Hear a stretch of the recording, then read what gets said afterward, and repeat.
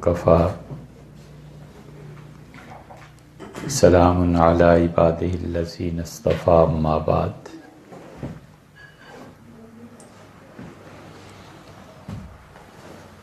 اللہ تعالیٰ کے فضل و کرم کے بعد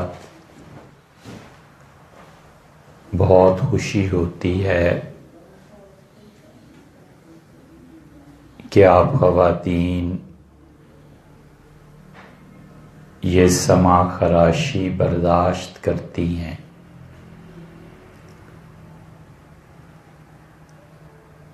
اظہر صاحب سے سنتا رہتا ہوں کہ آپ بہت تعلق اور ایک گونا شفقت اور محبت کے ساتھ اس مجلس میں تشریف لاتی ہیں۔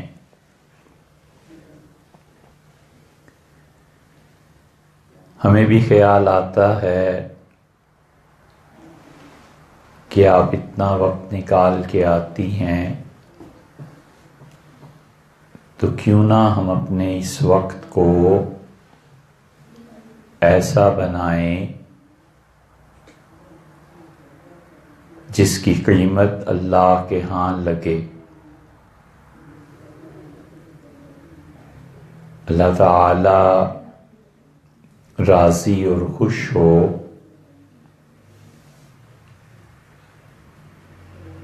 اور اللہ کی رضا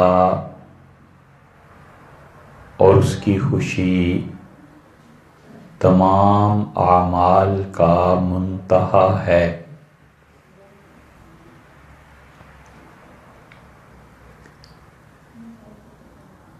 اتنی خطرناک بات یہ نہیں ہے کہ انسان معبود کے انتخاب میں غلطی کر لے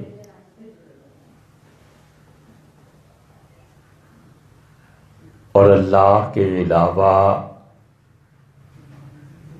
کسی اور کی پوجا اور عبادت شروع کر دے۔ جتنی خطرناک بات یہ ہے کہ انسان اپنے محبوب کے انتخاب میں غلطی کر لے۔ معبود کا انتخاب قیامت میں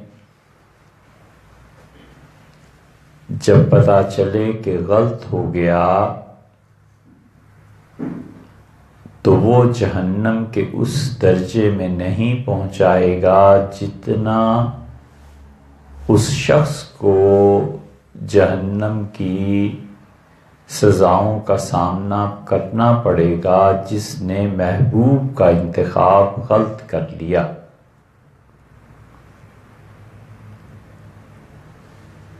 اللہ صرف عبادت اور بندگی اس کا نام نہیں ہے، اللہ تعالی معبود کے ساتھ ساتھ محبوب بھی ہے۔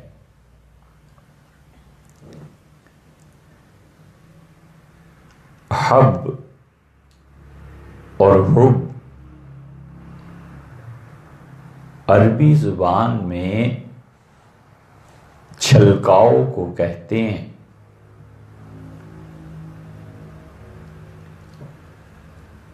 آپ کچن میں کام کرتی ہیں اور ایک چیز ہے چائے سے، دودھ سے، پانی اور شربت سے کسی برتن کو بھر لینا اور اتنا بھر لینا کہ وہ چھلکنے لگے۔ ذرا غفلت ہوئی اور ظرف اور برتن کے اندر جو چیز تھی فوراً زمین پہ گری۔ یہ چھلکنا اور چھلکاؤ یہ ہے محبت۔ عرب اسے کہتے تھے۔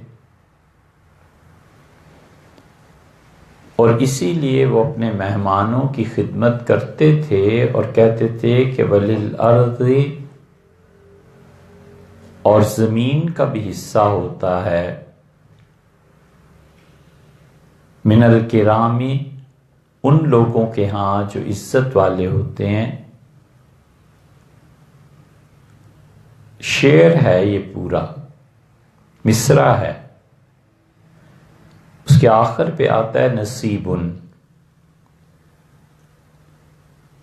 جو بڑے لوگ ہوتے ہیں ان کے پیمانوں میں زمین کا بھی حصہ ہوتا ہے، یعنی وہ کچی زمین پر اپنے مہمانوں کو چٹائی پہ کسی چیز پہ بٹھاتے تھے، اور مشروبات جب پیش کیے جاتے تھے تو چھلکتے ہوئے ہوتے تھے کہ کوئی کسر باقی نہ رہ جائے، تو دو چار قطرے جو زمین پر گر جاتے تھے اور زمین جذب کر لیتی تھی تو اسے کہتے تھے کہ بڑے لوگوں کا نصیب اتنا بڑا ہوتا ہے کہ زمین بھی سیراب ہوتی ہے، مہمان تو ہوتے ہی ہوتے ہیں۔ اس لیے زندگی کے بہت بڑے فیصلوں میں سے ایک فیصلہ ہے کہ آپ نے معبود کس کو چنا، اللہ کو، کسی مزار کو، کسی قبر کو، قدرت کے وہ مظاہر جو سمجھ میں نہیں آتے، سورج، چاند، سمندر، ہندو، زرتشتی، ان لوگوں نے انہی چیزوں کو معبود بنایا۔ آپ سوچئے آپ نے معبود کس کو بنایا؟ اللہ کو۔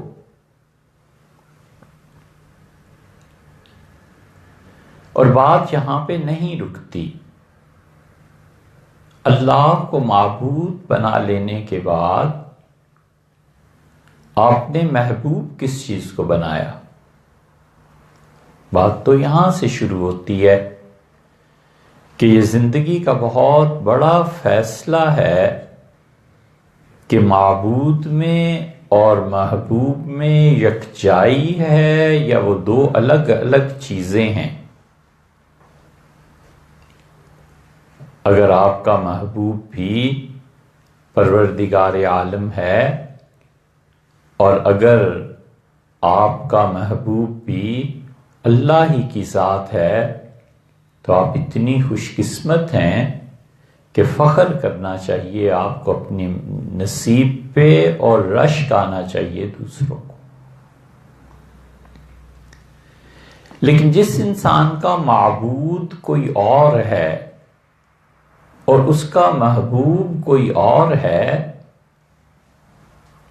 یہ اتنا بڑا مرض ہے کہ کینسر اور شوگر اور فالج اتنا بڑا مرض نہیں، جتنا بڑا مرض یہ ہے کہ کسی شخص کا معبود تو اللہ ہو اور محبوب اس کا پیسہ ہو جائے، کسی شخص کا محبوب عورت ہو جائے اور اس کا معبود اللہ ہو، اور کسی شخص کا معبود کوئی قبر ہو، کوئی اور چیز ہو، وہ اتنی بڑی مصیبت نہیں ہے جتنی بڑی مصیبت یہ ہے کہ آدمی کا محبوب اللہ کے علاوہ کوئی اور ہو جائے۔ یہ مرض کوئی چھوٹا سا نہیں ہے۔ ابھی ہم آپ کو ایک مثال دیتے ہیں اور آپ انشاءاللہ پوری طرح سمجھ جائیں گی کہ ہم اس تفریق کو جو سامنے رکھ رہے ہیں تو مسائل کہاں سے شروع ہوتے ہیں۔ اتنا ہولناک مرض ہے، کوئی لیڈی ڈاکٹر ہو اس سے پوچھئے کہ کوئی مریض اس کے پاس آئے اور اس کے دل میں انسانیت کے لیے ہمدردی ہو،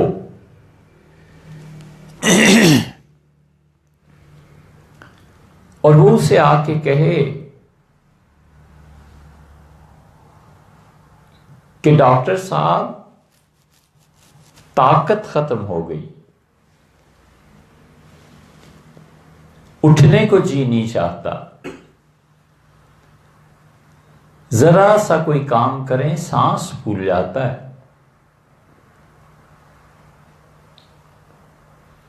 اور نقاہت ہے، اور ڈاکٹر غور سے اس کا رنگ دیکھتی ہے اور وہ سمجھ جاتی ہے کہ اس کے جسم نے، جگر نے، ہڈیوں کے جو جوڑ ہیں انہوں نے خون بنانا چھوڑ دیا ہے۔ تو لیڈی ڈاکٹر سمجھ جاتی ہے کہ یہ موت کے دروازے تک اب پہنچا، کل پہنچا، صبح پہنچا، شام پہنچا، اور کہتی ہے خون لگوائیں۔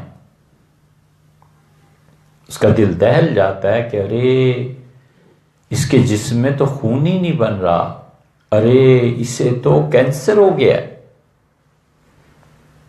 اب یقین مانیں وہ جو اس ڈاکٹر یا لیڈی ڈاکٹر کے دل میں اپنے مریض کے لیے ہمدردی پیدا ہوتی ہے نا،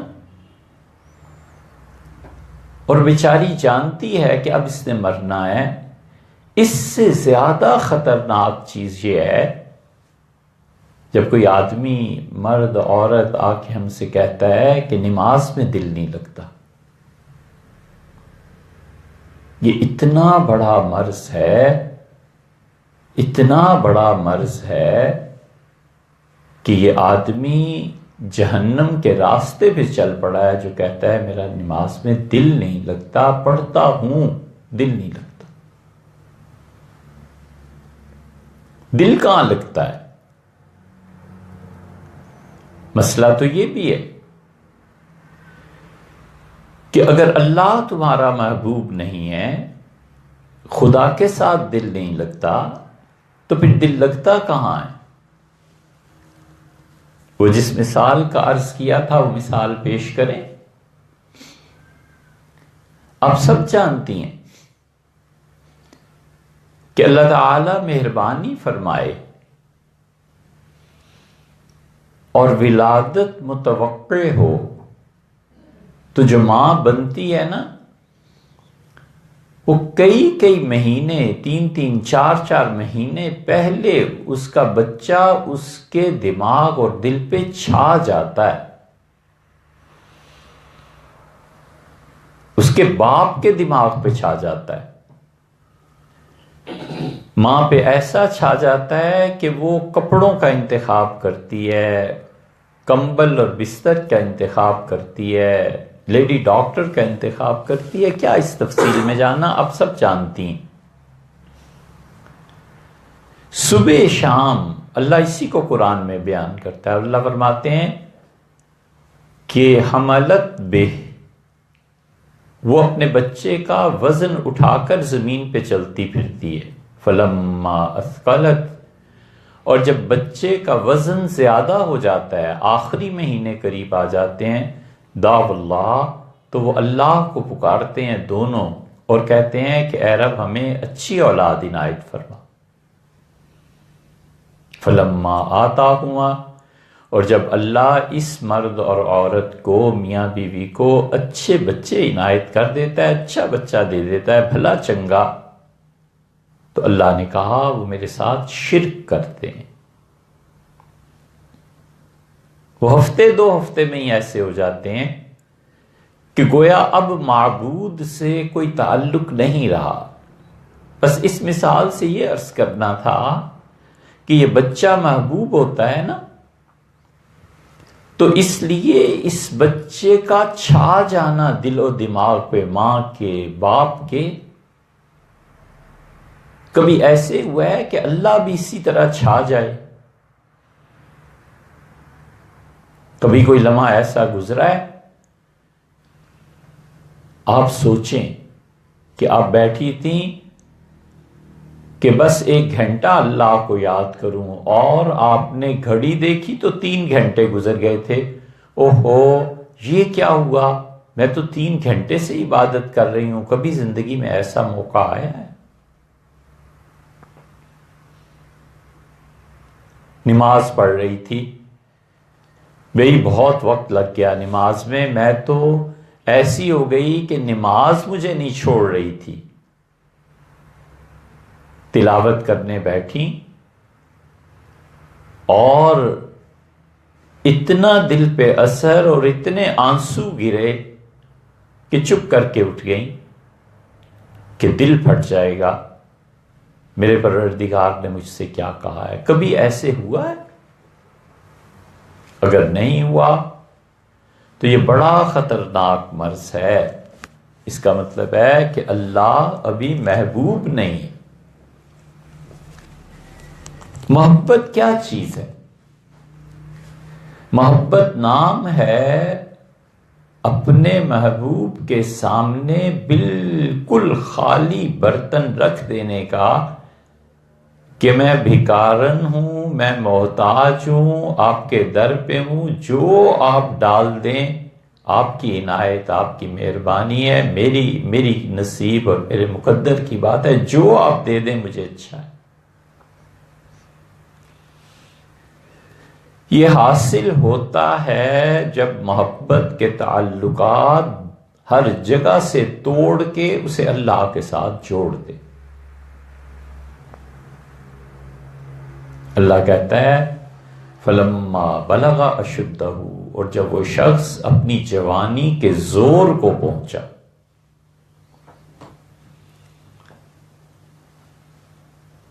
اور جوانی میں جو طاقت اس میں تھی، 20-25 سال کا لڑکا، 30 سال کا مرد، پوری قوت اس میں، اور بادشاہ کے ہاں پلا ہوا، کوئی زندگی کی آسائش میں کمی نہیں تھی، تو اس نے دیکھا کہ اس کے قوم کے فرد کو دوسری قوم والے مار رہے ہیں، تو اس نے ایک تھپڑ رسید کیا اور وہ گرا اور مر گیا۔ اس میں اتنی قوت تھی، جان تھی۔ اس نے کہا میری قوم کے فرد کو تم لوگ کیوں مارتے ہو؟ پھر اطلاع کرنے والے نے اطلاع دی اور اس نے کہا ان الملأ یأتمرون بک، میٹنگ ہو رہی ہے اور سارے بڑے بڑے حکومت کے عہدیدار بیٹھے ہوئے ہیں، اور تمہارے بارے میں یہ مشورہ ہو رہا ہے کہ تم نے چونکہ بادشاہوں کے ایک آدمی کو قتل کر دیا ہے، لہٰذا تمہیں بھی قتل کیا جائے گا، فخرج انی لک من الناصحین، نکل جا یہاں سے لڑکے، میں تجھے نصیحت کرتا ہوں، نہ ٹھہرنا کرنا، مار دیں گے۔ اللہ فرماتے ہیں فخرج، بس وہ نکلا، فخرج منہا خائفا یترقب، بڑے خوف کی حالت میں نکلا کہ کہیں مجھے ہی نہ پھانسی چڑھا دیا جائے۔ اور ہوتے ہوتے وہ ایک بستی میں پہنچا تو اس نے دیکھا 2 لڑکیاں اپنے جانوروں کو پانی پلانے کے لیے کنویں پر دور ہٹ کے کھڑی ہیں، تو اس نے ان سے پوچھا قال فما خطبکما، تم دونوں کیوں اس طرح کھڑی ہو؟ تو انہوں نے کہا یہاں اس گاؤں کے مرد طاقتور ہیں، یہ پہلے اپنے جانوروں کو پانی پلائیں گے، کنواں اور راہٹ فارغ ہوگا پھر ہم پلائیں گی، حتیٰ یصدر الرعاء، یہاں تک کہ یہ بھیڑ چھٹ جائے۔ وہ آگے بڑھا اور اس نے ان دونوں بچیوں کے جانوروں کو پانی پلا کے انہیں واپس بھیج دیا۔ یہ بیک گراؤنڈ ہے اس آدمی کا جو لڑکا محلوں میں پلا ہے اور بادشاہ نے اس کی ٹریننگ سب چیزیں کی ہیں،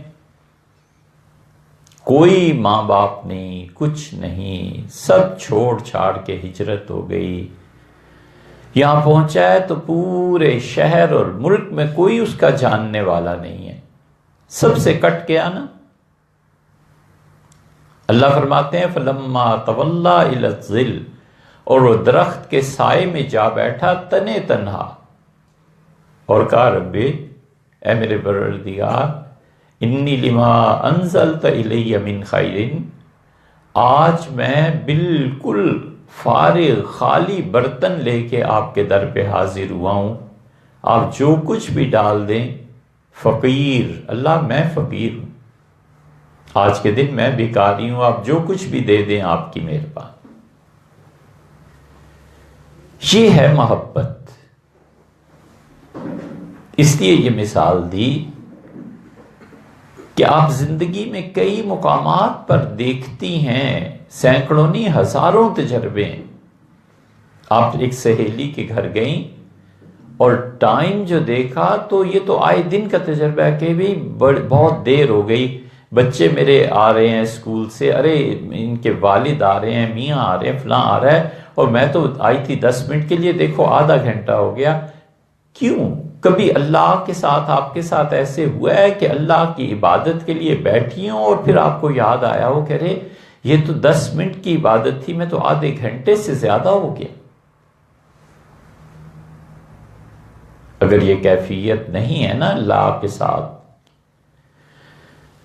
اور اللہ کے ساتھ یہ کیفیت ہفتے میں ایک آدھ مرتبہ بھی نہیں آتی نا، تو آپ سمجھ جائیے کہ آپ بڑی خطرناک بیماری میں مبتلا ہیں، اور یہ صرف مسئلہ عبادت کا نہیں ہے، یہاں پہ کوسچنائز ہو جاتا ہے آپ کا ایمان بھی، کہ آپ کو اللہ پہ ایسا ایمان بھی نہیں ہے کہ کبھی آپ دعا مانگنے بیٹھی ہوں اور گھنٹے کے بعد ہوش آیا ہو کہ میں اپنے پروردگار سے بات کر رہی تھی، مانگ رہی تھی، اچھا بھی گھنٹہ گزر گیا۔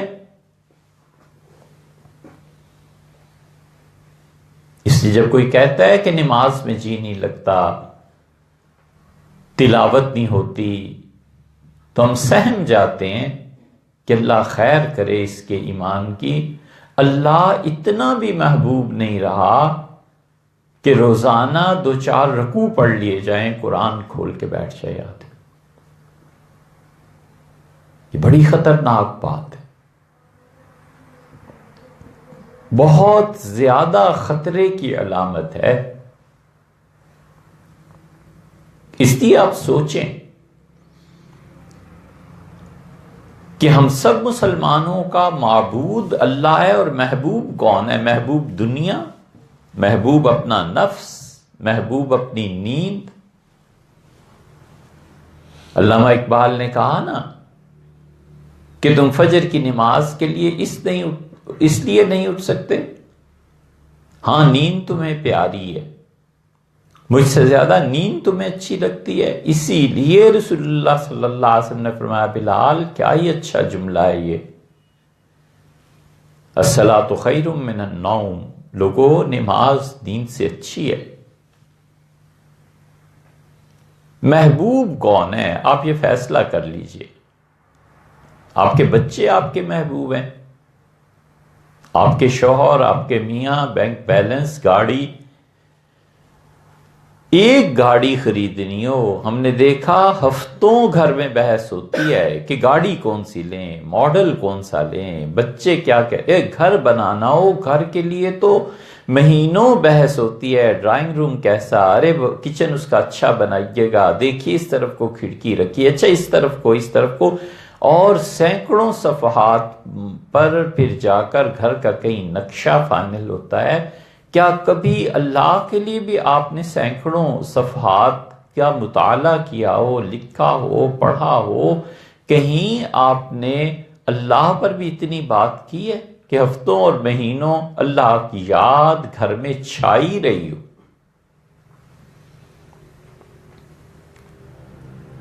آپ ضرور اس مسئلے پہ جا کے توجہ دیں، آپ ضرور گھر جا کر سوچیں کہ میرا محبوب کون ہے جس کے سامنے میں خالی پیالہ رکھ دوں کہ آپ جو کچھ اس میں ڈال دیں آپ کی مہربانی۔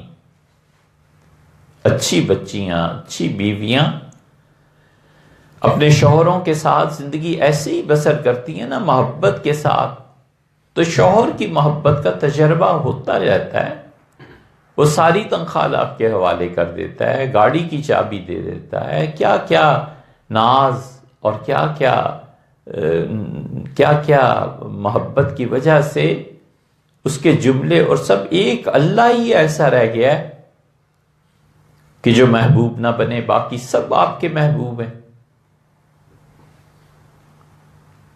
کبھی ایسے ہوا ہے کہ رمضان کے بعد بھی پھر جی چاہا ہو کہ اچھا روزے رکھتے ہیں، اللہ کو یہ بڑا پسند ہے، اللہ تعالیٰ خوش ہوتا ہے، تو میرا محبوب جس چیز سے خوش ہوتا ہے کیوں نہ میں اس کی ایسی عبادت کروں؟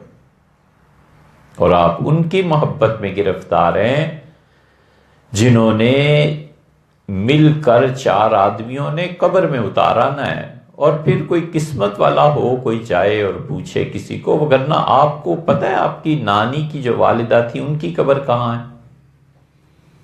اب اپنے بچوں سے کہیں کہ میری نانی جو تھیں وہ فلاں جگہ پہ ان کی قبر ہے، آپ کے بچوں میں شوق ہوگا کہ جائیں اور آپ کی نانی کو پوچھیں، آپ کو نانی نے بڑا پیار دیا ہوگا۔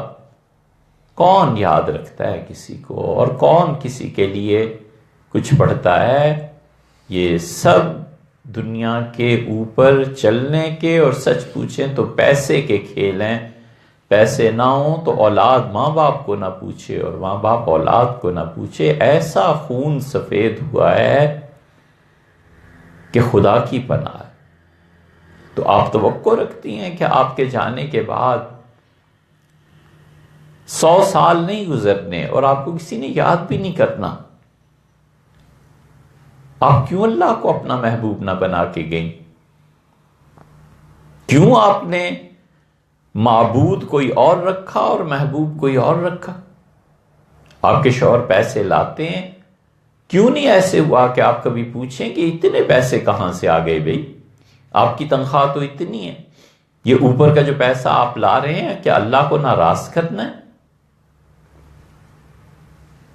گاڑی آ رہی ہے، پیٹرول لگ رہا ہے، یہ کئی گھر ایسے، اور کوئی پوچھنے والا نہیں، اور عید کی نماز پڑھ لی، جمعے کی کبھی پڑھ لی، یہ معبود ہے، اور یہ بھی اس پہ احسان ہے کہ ہم نے 2 سجدے کر لیے۔ اسی لیے اللہ ان لوگوں کے متعلق کیا کہتا ہے جو خدا کو مانتے ہیں، خدا جن کا معبود ہے، خدا کی عبادت،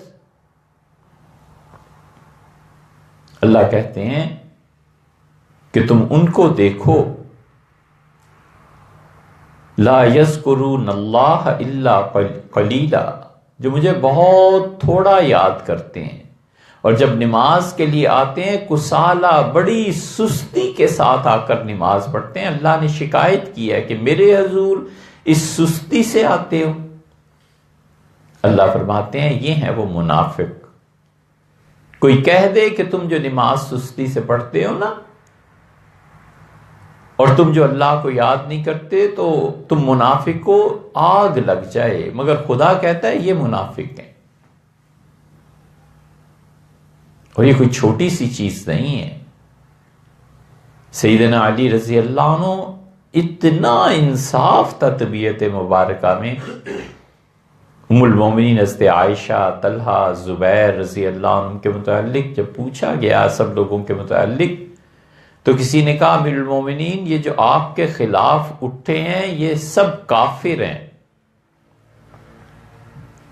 ڈانٹ دیا، فرمایا ایسے مت کہو، یہ کفر سے نکل گئی تو حضور صلی اللہ علیہ وسلم کے پاس آئے تھے، یہ کفر سے نکلی کہ تو انہوں نے حضرت رسالت مآب صلی اللہ علیہ وسلم کے دامن میں پناہ لی تھی۔ انہوں نے کہا تو پھر کافر نہیں ہے تو پھر منافق ہیں، آپ کے خلاف لڑے ہیں۔ انہوں نے کہا یہ مت کہو، منافقوں کے بارے میں اللہ کہتا ہے کہ لا یذکرون اللہ الا قلیلا، وہ تو بہت تھوڑا اللہ کو یاد کرتے ہیں، اور میرے مقابل جو ہیں، مراد یہ تھی کہ عائشہ، طلحہ، زبیر رضی اللہ عنہ خدا کو بہت یاد کرتے ہیں۔ نفی فرما دی، کہا نہیں، اسے وہ جھنجٹ میں تھا، اس نے کہا پھر نہ کافر ہیں نہ منافق ہیں تو یہ پھر کون ہے؟ فرمایا اخواننا بغوا علینا، میرے بھائی ہیں، غلط فہمی ہو گئی، میرے خلاف بغاوت کر دی حکومت کے خلاف، بس یہ بات ہے، اس سے زیادہ کچھ نہیں۔ یہی فرمایا کہ جو اللہ کو تھوڑا یاد کرتے ہیں نا، اللہ کہتا ہے یہ منافق، یہ بیماری ہے بہت بڑی کہ اللہ آپ کا محبوب نہیں ہے۔ آپ ہفتے میں ایک بار بھی خدا کے سامنے ایسے نہیں بیٹھتی کہ آپ رو دیں، آپ کی آنکھیں کبھی تر نہیں ہوتی، اوفو یہ بیماری کہاں لے جائے گی۔ اس لیے بیوی میری بہن، یہ ایسی چیز ہے جس کا علاج کرنے کی ضرورت ہے۔ بڑے بڑے اچھے اللہ کے نیک بندوں کو وقفے آ جاتے ہیں، لیکن فکر ہوتی ہے کہ میں پہلے جیسی نماز پڑھتی تھی، اب ہفتہ بھر سے ایسی نماز نہیں ہوتی، 2 ہفتے گزر گئے ایسی نماز نہیں ہوتی، تو ہم کہتے ہیں کہ کوئی بات نہیں بیٹے، ہو جاتا ہے ایسے، انسان کا نفس ہے، گناہ ہے، دنیاوی زندگی کی مصروفیات ہیں، کوئی بات نہیں، 2 ہفتے بعد وہ پھر ٹھیک ہو جاتی ہیں، پھر خدا کی یاد شروع ہو جاتی ہے۔ یہ ہوتا ہے، یہ ایمان والوں ہی کے ساتھ ہوتا ہے۔ خدا جس کا محبوب ہوتا ہے، کبھی اس کے ساتھ بھی ایسے ہی ہو جاتا ہے، لیکن مہینوں گزر جائیں اور نماز میں جی نہ لگے۔ کبھی تو ایسی نماز ہونی چاہیے کہ نماز سے ہٹنے کو جی نہ چاہے۔ اگر یہ نہیں ہے تو آپ یقین مانیں، آپ بہت بڑی بیماری آپ کی روح کو لگ گئی ہے، آپ جان چھڑائیں۔ ہم ایک ہلکا سا نسخہ بتائیں اس سے جان چھڑانے کا، جو اس ساری بیماری کا بہت آسان علاج ہے۔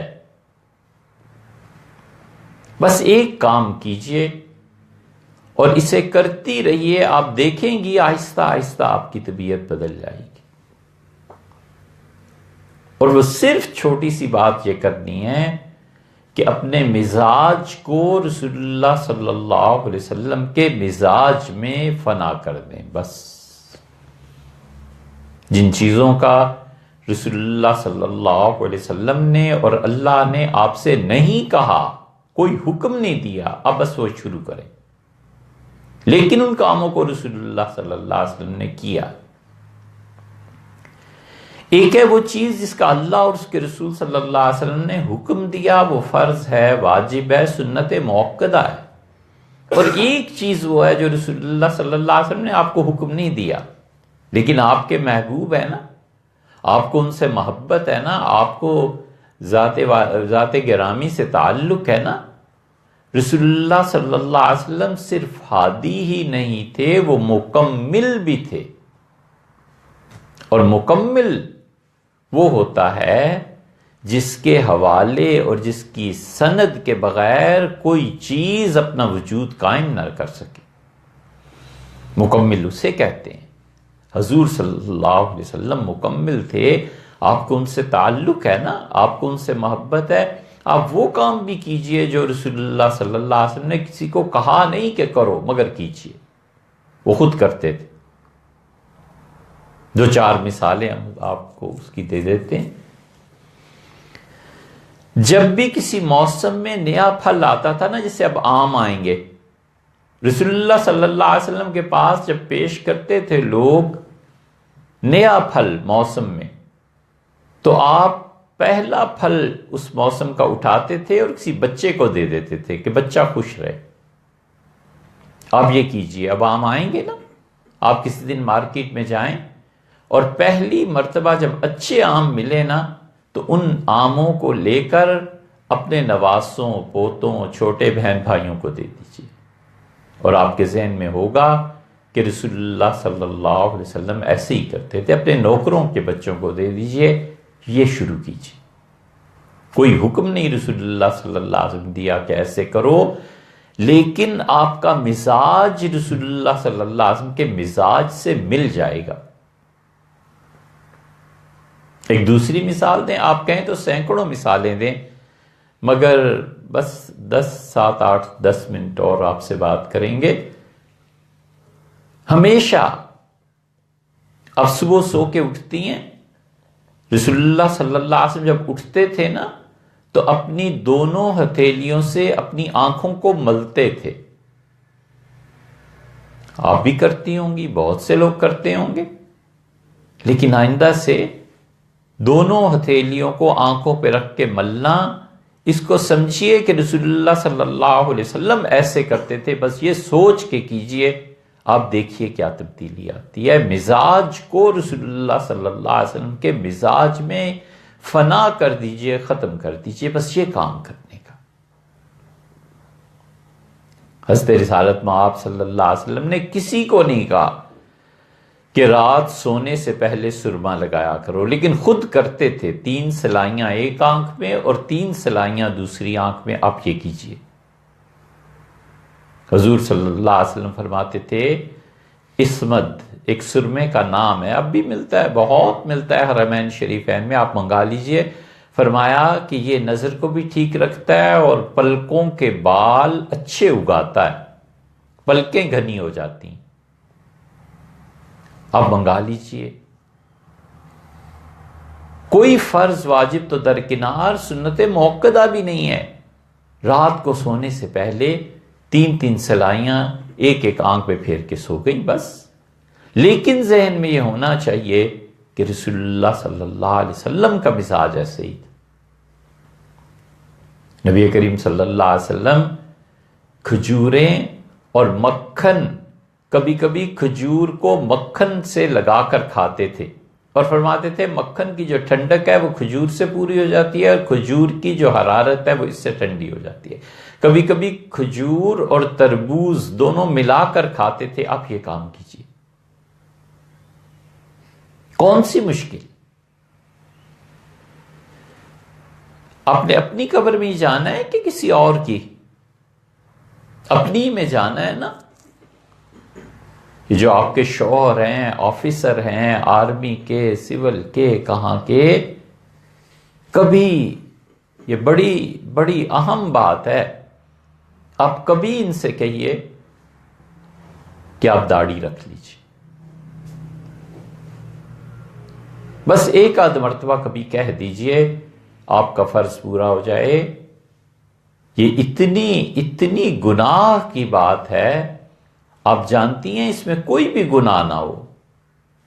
تو جب رسول اللہ صلی اللہ علیہ وسلم نے 7 ہجری میں خطوط لکھے نا، انٹرنیشنل لیول پہ اسلام کی دعوت، مصر خط جا رہا ہے، ایران خط جا رہا ہے، سال کے 354 دن ہوتے ہیں، 55 دن ہوتے ہیں چاند کے. رسول اللہ صلی اللہ علیہ وسلم اس ایک سال میں 300 سے زیادہ خطوط لکھے ہیں.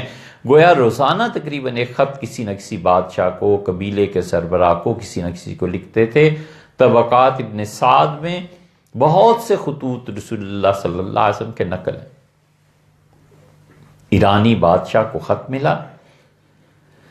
یمن اس وقت ایرانی حکومت کے تحت تھا، تو اس نے لکھا یمن کے اپنے گورنر کو کہ یہ کون آدمی محمد صلی اللہ علیہ وسلم کے نام کا مدینہ منورہ میں، یثرب میں معاذ اللہ ہے، اسے پکڑ کے میرے پاس بھیج دو. تو 2 سپاہی بھیج دیے یمن والوں نے. انہیں کیا پتا، یہ زمانہ تھوڑا ہی تھا کوئی. تو دونوں سپاہی آئے اور صحیح بخاری میں آیا ہے کہ لمبی مونچھیں رکھی ہوئی اور داڑھی نہیں تھی. تو رسول اللہ صلی اللہ علیہ وسلم فرمایا وَيْلَكُمَا مَنْ نَمَرَكُمَا بِهَذَا. صحیح بخاری میں آپ نے فرمایا اللہ تمہیں برباد کرے، تمہیں کس نے کہا ہے کہ یہ شکل بناؤ؟ یہ جتنے داڑھی نہیں نہ رکھتے، یہ بددعا رسول اللہ صلی اللہ علیہ وسلم کی لگ گئی. اور قیامت میں موت کا تو کوئی وقت متعین نہیں ہے، مر گئے اور اس حال میں وہاں پہنچے تو قیامت میں شفاعت کی درخواست ہوگی، حضور صلی اللہ علیہ وسلم کے ساتھ اٹھنا ہوگا. نبی کریم صلی اللہ علیہ وسلم کی نگاہ مبارکہ پڑ گئی تو پھر کیا ہوگا؟ وَيْلَكُمَا مَنْ نَمَرَكُمَا بِهَذَا. تم برباد ہو جاؤ، تمہارا ناس ہو. تمہیں کس نے کہا تھا یہ شکلیں بنانے کو؟ انہوں نے کہا امرنا ربنا، ہمارا بادشاہ یہ کہتا ہے. آپ نے فرمایا امرنی ربی، میرا بادشاہ، میرا پروردگار یہ کہتا ہے کہ مونچھوں کے بال کٹاؤ اور داڑھی کو بڑھاؤ. کبھی آپ اپنے شوہر سے، اپنے بچوں سے یہ کہہ دیجئے، مانے نہ مانے ان کی مرضی ہے، اللہ جانتا ہے کہ آپ نے اپنا فریضہ پورا کیا. یہ رسول اللہ صلی اللہ علیہ وسلم کا مزاج ہے کہ لوگ داڑھی رکھیں. کہیں قبر میں آپ سے پوچھا جائے گا نا قبر میں بھی کہ اس آدمی کے بارے میں کیا کہتی ہو جو بھیجے گئے تھے، اور رسول اللہ صلی اللہ علیہ وسلم کی نگاہ مبارکہ کہیں پڑ جائے. اس لیے ہمیں حیرت ہوتی ہے جو روضہ مبارک پہ جاتے ہیں اس شکل و صورت کے ساتھ کہ حضرت اگر دیکھ لیں تمہیں تو کیا کہیں، یہ میرے امتی ہیں یا فرنگی ہیں، یہ کون ہیں؟ ان دو کو رسول اللہ صلی اللہ علیہ وسلم نے دیکھنا گوارا نہیں کیا، بددعا دی. اس لیے رسول اللہ صلی اللہ علیہ وسلم کا جو مزاج ہے نا، اپنے آپ کو اس مزاج میں فنا کر دیں، بس اتنی سی بات. نبی کریم صلی اللہ علیہ وسلم ایک اور مثال دیں، رات کو سونے سے پہلے دانت صاف کر کے سویا کرتے تھے. بس اتنا کر لیجئے، آخری چیز جو آپ کھائیں پئیں، دودھ ہے، دوا ہے، کوئی چیز ہے، اٹھیں اور دانت صاف کر کے سو گئی. بس یہ رسول اللہ صلی اللہ علیہ وسلم کا مزاج ہے. نبی کریم صلی اللہ علیہ وسلم کا مزاج کیا تھا؟ یہ ساری وہ مستند روایات ہیں جو حدیث میں آئی ہیں. دوپہر کا کھانا کھا کے تھوڑی دیر کے لیے لیٹ جاتے تھے، بس 10 منٹ 15 منٹ 20 منٹ آپ نکال لیجئے کہ یہ میں نے کرنا ہے، دوپہر کو تھوڑی سی دیر سو جاؤں، لیٹ جاؤں. حضور اقدس صلی اللہ علیہ وسلم کا مزاج کیا تھا؟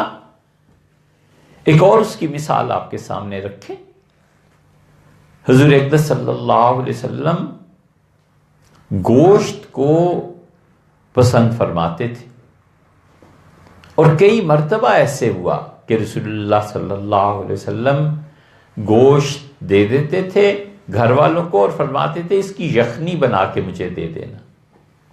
آپ کو پتہ ہے حضرت رسالت پناہ صلی اللہ علیہ وسلم نے جب آخری حج کیا ہے تو 163 اونٹ رسول اللہ صلی اللہ علیہ وسلم لائے تھے اپنے ساتھ، اور 37 اونٹ سیدنا علی رضی اللہ عنہ لے کے آئے تھے، وہ یمن کے گورنر تھے اس وقت.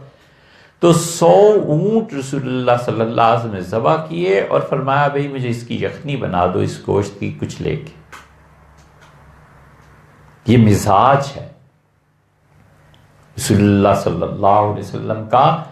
کون کہتا ہے کہ گوشت کی یخنی بنا کے پئیں؟ شریعت کوئی فرض واجب کرا؟ کچھ بھی نہیں، مگر مزاج حضور صلی اللہ علیہ وسلم کا یہ. ایک اور مثال دیں، آپ کی بیٹی کبھی گھر میں آتی ہے، آپ نے شادی کر دی ہے بیٹی کی، گھر میں آتی ہے، آپ بھی جاتی ہیں اپنے والد کے ہاں. حضور اقدس صلی اللہ علیہ وسلم کا مزاج یہ تھا کہ جب بیٹی آتی تھی نا تو دونوں ہاتھ پھیلا دیتے تھے فاطمہ رضی اللہ عنہا کے لیے،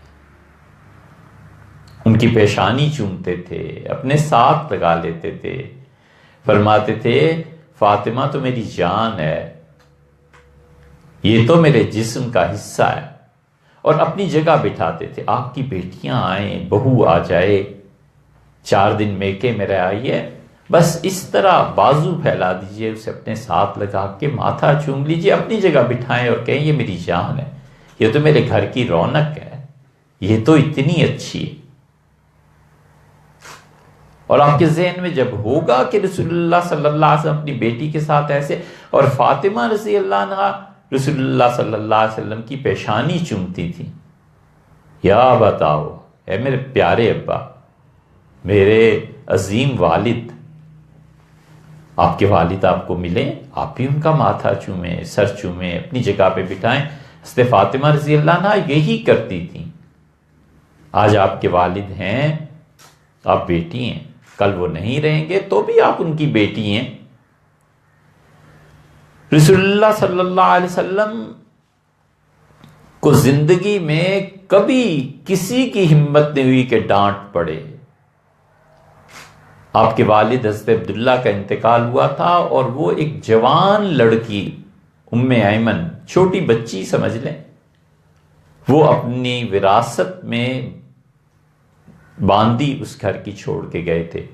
حضور صلی اللہ علیہ وسلم فرماتے تھے یہ ام ایمن امی بعد امی، میری اصل ماں آمنہ کے بعد یہی میری ماں ہے. اور حضور صلی اللہ علیہ وسلم ایک دن ان کے پاس گئے تو انہوں نے ڈانٹ دیا. آپ ڈانٹتی ہیں بچوں کو؟ یہ سمجھ کے ڈانٹیے کہ رسول اللہ صلی اللہ علیہ وسلم کو ان کی والدہ جو وہ انہوں نے بھی کچھ بات کہی تھی ایسی، لیکن یہ مزاج ہے. کتنی احادیث آپ کو بتائیں حضور صلی اللہ علیہ وسلم کا مزاج کیا تھا. نبی کریم صلی اللہ علیہ وسلم کا مزاج یہ تھا کہ جب کوئی یتیم بچہ گھر آتا تھا نا، اس کے سر پہ ہاتھ پھیرتے تھے اور فرمایا کہ یتیم بچوں کے سر پہ ہاتھ پھیرا کرو، تمہارے گناہ جھڑ جائیں گے، اور یاد رکھو تمہارے ہاتھ کے نیچے یتیم بچے کے جتنے بال آئے اللہ اتنی نیکیاں دے گا. آپ یہ کریے. کئی یتیم بچے، ایسے کرنا چاہیے. یہ رسول اللہ صلی اللہ علیہ وسلم کا وہ مزاج ہے جو شریعت نے فرض اور واجب قرار نہیں دیا. جب آپ کا مزاج ڈھلے گا نا تو پھر اللہ آپ کا محبوب بن جائے گا. اور اس کی سند دیں کیوں ہم کہہ رہے ہیں. اللہ کہتا ہے کہ ان کنتم تحبون اللہ، اور اگر ایمان والو تم چاہتے ہو، اگر تم اللہ سے محبت کرتے ہو تو اے نبی صلی اللہ علیہ وسلم ان سے کہیے فاتبعونی، میرے جیسے کام کرو، یحببکم اللہ، اللہ تم سے محبت کرنے لگ جائے گا. کیونکہ اللہ رسول اللہ صلی اللہ علیہ وسلم سے محبت کرتا ہے، اور تم جب ان جیسے کام کرو گے تو خدا کی محبت تمہیں بھی نصیب ہو جائے گی. سمپل سی بات. حضور صلی اللہ علیہ وسلم کی ایک اور عادت بتائیں. آپ کی سہیلیاں گاؤں سے آتی ہیں، کسی گاؤں سے آتی ہوں، فرض کر لیں نوکرانیاں آتی ہوں. حضور صلی اللہ علیہ وسلم کے ایک نوکر تھے، وہ گاؤں میں رہتے تھے، اور جب بھی سبزی ہوتی تھی وہ لے کے حاضر ہو جاتے تھے. تو رسول اللہ صلی اللہ علیہ وسلم مدینہ منورہ میں کبھی صابن منگوا رہے ہیں، کبھی کوئی چیز، تو جب آتے تھے تو فرماتے تھے بھئی ہم تمہارے شہر ہیں اور تم ہمارا گاؤں، یعنی تمہارے لیے سبزیاں گاؤں سے لے آتے ہو، لو شہر کی ضروریات مجھ سے لے جاؤ. صابن عنایت فرما دیا، کپڑے دے دیے، کوئی چیز دے دی، آپ اس پہ عمل کیجئے. کیا ہے 100 200 400 کی چیزیں منگوا کے آرام سے جمع کرنی ہے. اچھا مہینے بعد وہ نوکر آئے گا، گھی لے آئے گا، کوئی چیز دے آئے گا، اس کو دے دیے، اس جذبے کے ساتھ کہ رسول اللہ صلی اللہ علیہ وسلم ایسے ہی کرتے تھے. آپ کو معلوم ہے حضور صلی اللہ علیہ وسلم روزانہ رات کو دودھ پیا کرتے تھے سونے سے پہلے. حدیث میں آتا ہے ایک مرتبہ دودھ آنے میں دیر ہو گئی تو رسول اللہ صلی اللہ علیہ وسلم کچھ ناراض ہوئے کہ بھئی اتنا وقت ہو گیا اور کھانے پینے کے جیسے ہوتا ہے آدمی کو، تو دودھ پئیں آپ. کون کہتا ہے گلاس پئیں؟ 1 کپ پی لیجئے، اس سے بھی کم کر لیجئے، آدھا کپ پی لیجئے، 1 چمچہ پی لیجئے، بس یہ سوچ کے کہ رسول اللہ صلی اللہ علیہ وسلم ایسے کرتے تھے. نبی کریم صلی اللہ علیہ وسلم آپ کو معلوم ہے پانی سادہ لے کے شہد کا 1 آدھ چمچہ اس میں ملاتے تھے اور پیتے تھے، شربت ایسے بنتا تھا. آپ بھی کبھی کیجئے، اپنے گھر والوں کو، شوہر کو، بچوں کو پلائیے کہ بیٹے یہ پی لو. حضور صلی اللہ علیہ وسلم ایسے کرتے تھے. یہ چھوٹی چھوٹی بظاہر باتیں ہیں، لیکن اس سے آپ کا مزاج جب رسول اللہ صلی اللہ علیہ وسلم کے مزاج میں ڈھل جائے گا نا، اللہ آپ کو خود کھینچ لے گا، اللہ خود محبت کرنے لگ جائے گا. جب وہ خود محبوب ہی محبت کرنے لگ جائے تو پھر کیا کہنے، پھر نصیب کے اور پھر مقدر کے کیا کہنے. اللہ تعالی ہمیں اور آپ کو عمل نصیب فرمائے.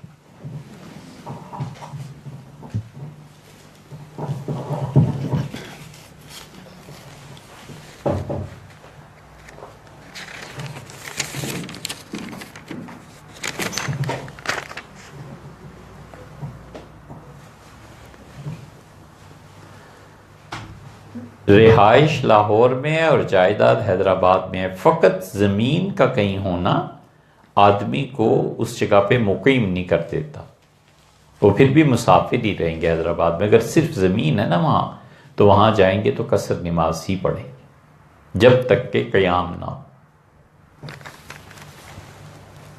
قیام کا مطلب 15 دن یا اس سے زیادہ. نہیں بھئی، اشراق کی نماز کے لیے کوئی ضروری نہیں ہے نفل پڑھ کے اٹھ جائیں، تھوڑی سی واک کر کے. بالکل، بہت اچھا سوال آپ نے کیا. ہمیں خیال آیا کہ رسول اللہ صلی اللہ علیہ وسلم، آپ کو پتہ ہے جب جہاد میں نہیں جاتے تھے نا تو روزانہ صبح 3 میل 4 میل پیدل چلا کرتے تھے. بڑی اچھی بات آپ نے پوچھی، اسے بھی شامل کر لیجیے. آپ صبح اٹھیں 3 میل 4 میل پیدل واک کیجئے کہ رسول اللہ صلی اللہ علیہ وسلم روزانہ اور ہفتے میں 2 دن مسجد قباء جاتے تھے. مسجد قباء آپ جانتی ہیں، آپ کی اگر حاضری ہوئی ہو مدینہ منورہ میں تو مسجد قباء 3-4 میل کے فاصلے پہ ہے. حضور صلی اللہ علیہ وسلم مسجد قباء ہفتے میں 2 دن وہاں کے صحابہ کرام رضی اللہ عنہ سے ملنے جاتے تھے. روز نماز پڑھی، 3-4 میل پیدل چل لیا، 2 میل چل لیا، تھوڑا چل لیا، زیادہ چل لیا، لیکن اس جذبے سے کہ رسول اللہ صلی اللہ علیہ وسلم ایسے کیا کرتے تھے. واپسی پہ اشراق پڑھ لیجئے، وضو ہے تو ٹھیک ہے دوبارہ کر لیجئے، اس میں کیا ہے. بیٹھنا کوئی ضروری نہیں. اللہ کی یاد البتہ رہنی چاہیے، ذکر اذکار کوئی نہ کوئی چیز پڑھتے رہنا چاہیے.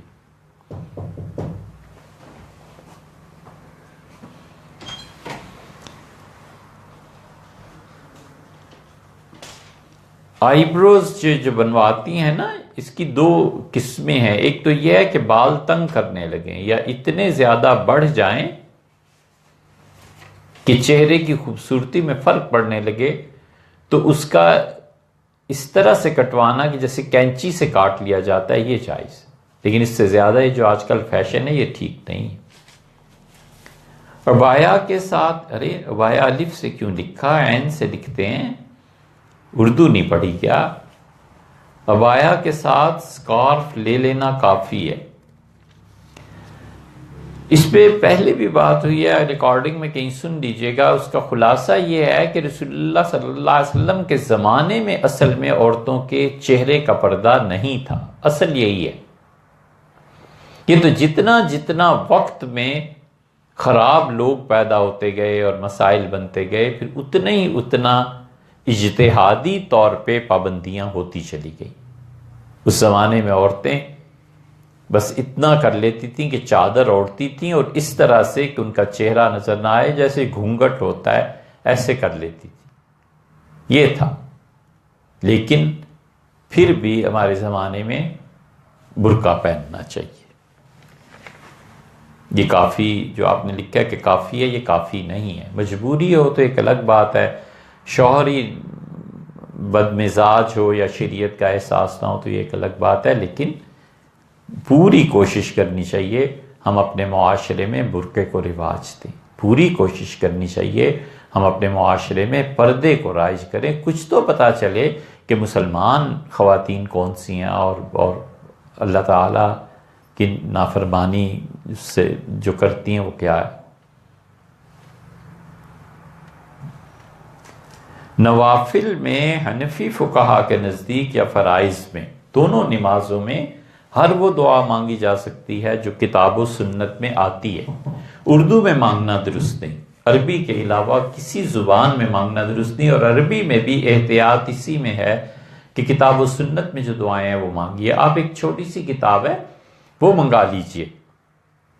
ملا علی قاری رحمۃ اللہ علیہ نے الحزب العظم لکھی ہے. الحزب العظم میں جتنی دعائیں بھی ہیں نا، یہ سب یا تو صحابہ کرام رضی اللہ عنہ کی ہیں، یا تابعین کی ہیں، یا حضور صلی اللہ علیہ وسلم کی ہیں، یا اللہ تعالیٰ کی. اس کتاب کا ماخذ یہ 4 سورسز ہیں. تو دعائیں آپ وہ انہوں نے 7 حصوں میں سے تقسیم بھی کر دیا کہ جمعے کے دن یہ پڑھنا چاہیے، ہفتے کے دن یہ پڑھنا چاہیے، اتوار کے دن یہ پڑھنا چاہیے.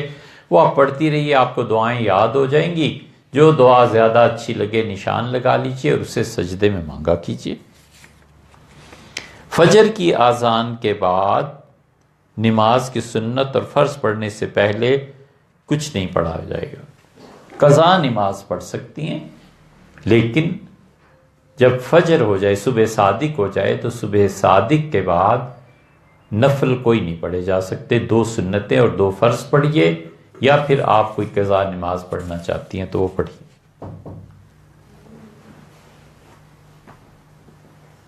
انسانی فطرت میں موروثی اثرات بالکل رہتے ہیں بھئی، کیوں نہیں رہتے؟ موروثی اثرات تو خون کے ہوتے ہیں، آپ کیا بات کرتی ہیں؟ دودھ کے اثرات ہوتے ہیں۔ حضور صلی اللہ علیہ وسلم نے فرمایا اپنے بچوں کو کسی بخیل عورت کا دودھ نہ پلانا۔ یہ کیوں منع فرمایا؟ اس لیے کہ ماں کا بخل جو ہے نا وہ بھی اس کی طبیعت میں آتا چلا جائے گا۔ تو انسانی فطرت میں وراثت کے اثرات بڑے گہرے ہوتے ہیں۔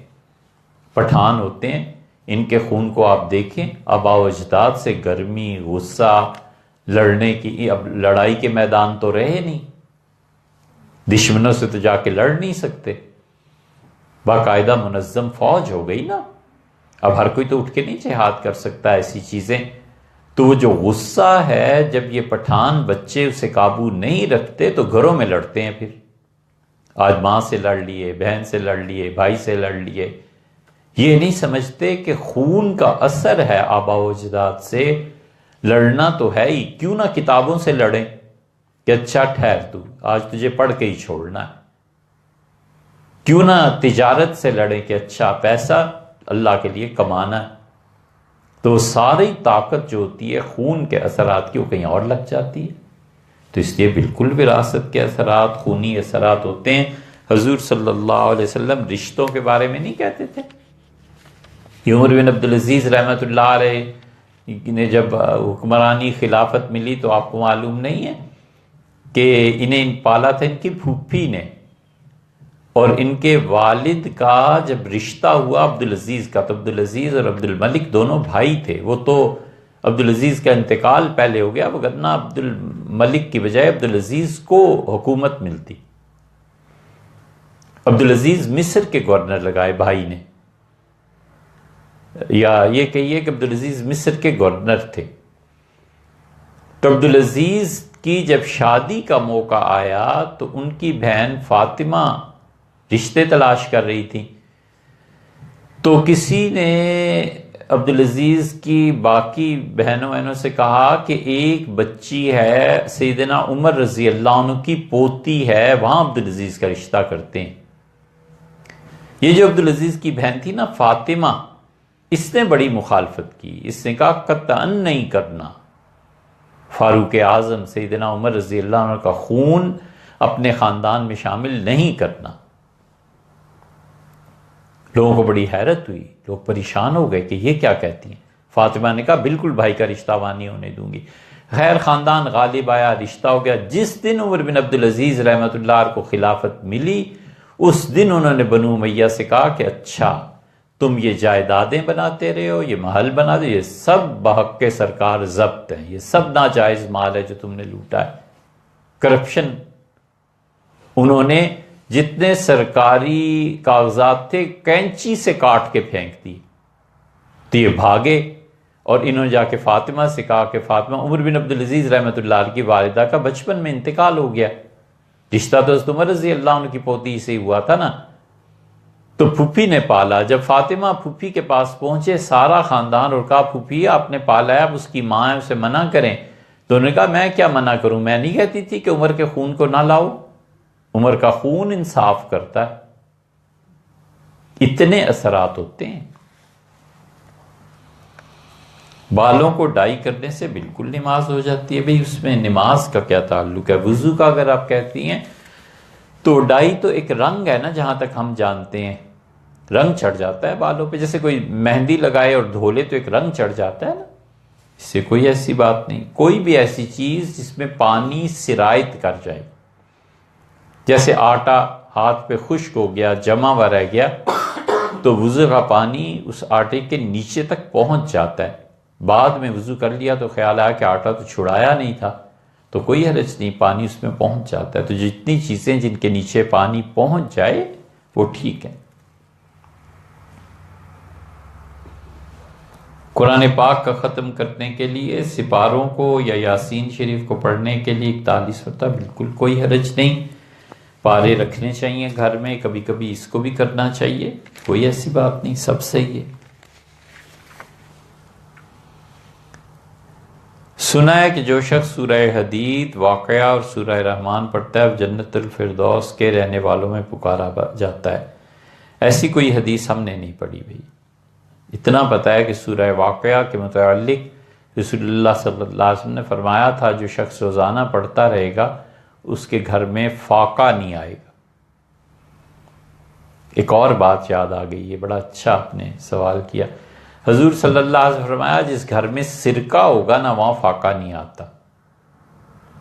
آپ جاتی ہیں نا، سرکہ کبھی خرید کے لا کے رکھ لیجیے۔ یہ مزاج ہے حضور صلی اللہ علیہ وسلم کے مزاج میں اپنے آپ کو فنا کرنے کا۔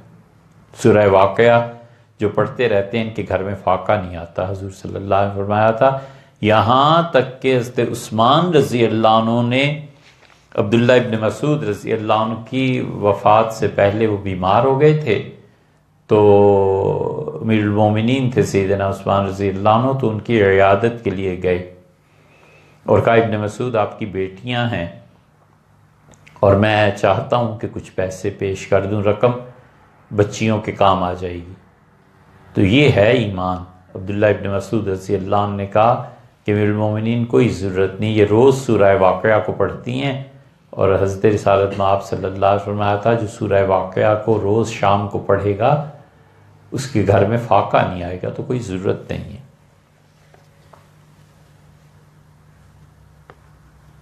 اسلام میں داڑھی کے ساتھ مونچھیں رکھنا منع ہے، کوئی ایسی بات نہیں، مونچھیں رکھے نہ رکھے۔ فقہا نے حضور صلی اللہ علیہ وسلم نے جو چیزیں اس میں کہی ہیں نا، جو تعلیمات دی ہیں، مونچھیں رواج پہ بھی مبنی ہیں۔ یورپ میں نہیں ہوتا، امریکہ میں نہیں، یہ لوگ نہیں رکھتے، ہمارے ہاں رکھتے تھے، کوئی حرج نہیں۔ کوئی نہ رکھے اور اتنا مونچھوں کو کٹوا دے کینچی سے کہ گویا اس نے اس پہ ریزر پھیر دیا ہے، یہ زیادہ اچھا ہے۔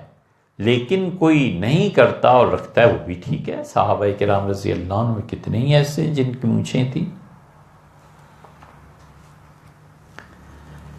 بچے یا بڑے 1 یا 2 انچ داڑھی رکھ سکتے ہیں، ارے بھئی کچھ تو کریں نا، ہم یہ تھوڑے ہی کہتے ہیں کہ اس کو بھی ختم کر دیں، کچھ کرنا چاہیے، کچھ کرنا چاہیے۔ جو بھی ہے نیکی اور خیر کی طرف جو جتنا بھی بڑھے اس کی حوصلہ افزائی کرنی چاہیے، اس پہ اصرار کرنا کہ نہیں تم آج ہی پورے مسلمان بن جاؤ، یہ نہیں ہوا کرتا۔ آہستہ آہستہ چیزیں آتی ہیں، اور وجہ اس کی ہمارا معاشرہ، ہمارا ماحول، حلال کا رزق ختم ہو گیا۔ یہ رزق حلال جو ہے نا یہ ختم ہو گیا۔ یہ رزق حلال بہت بڑی چیز ہے۔ ہم آپ کو ایک ذاتی بات سناتے ہیں، پتہ نہیں سنانی بھی چاہیے یا نہیں۔ ہم نے اپنے والد مرحوم سے ایک دن شکایت کی اور ہم نے کہا آپ نے پیسہ جوڑا ہوتا اور بہت سی رقم ہوتی تو ہم کوئی بزنس کرتے، کچھ کرتے، کیا آپ نے کیا؟ تو جو انہوں نے جواب دیا اب سمجھ میں آتا ہے۔ مجھ سے کہنے لگے میں نے زندگی میں کچھ نہیں کیا، صرف یہ کیا ہے کہ حلال کا رزق تمہیں کھلایا۔ اللہ تعالیٰ ان کی قبر کو روشن رکھے۔ اب خیال آتا ہے یہ کتنی بڑی بات انہوں نے کہی کہ میں نے کچھ نہیں جمع کیا مگر تمہیں حلال کا رزق کھلایا ہے، یہ بہت بڑی بات ہے۔ حلال کا رزق نہیں رہا، دیدوں میں حیا نہیں رہی، شرم نہیں رہی آنکھوں میں، بدترین فضول خرچی آنکھوں کی ہے، جو جی میں آیا دیکھ لیا، جو چیز اچھی لگی وہیں پہ ڈھیر ہو گئے۔ یہ سب چیزیں نہایت بری اخلاق کو گرانے والی ہیں نا، اس لیے ان پہ غور کرنا چاہیے۔ تو اس ماحول میں جو جتنی بھی نیکی کرے نا ویلکم کیجئے، بہت اچھا ہے بیٹے، اتنی نیکی، آگے بڑھیے اور آگے بڑھیے۔ یہ نہیں کرنا چاہیے کہ کوئی نیکی کا آغاز کرے تو آپ کہیں آج ہی پورے، بالکل نہیں، آج ہی کا کیا ہے، آہستہ آہستہ آہستہ آہستہ۔ اللہ تعالیٰ آپ کو اور ہمیں عمل کی توفیق بخشے، نیکی کو قبول فرمائے اللہ، اور ہماری خطاؤں سے درگزر کرے، اور اللہ آپ کو جزائے خیر دے۔ آپ سننے کے لیے تشریف لائیں۔ السلام علیکم۔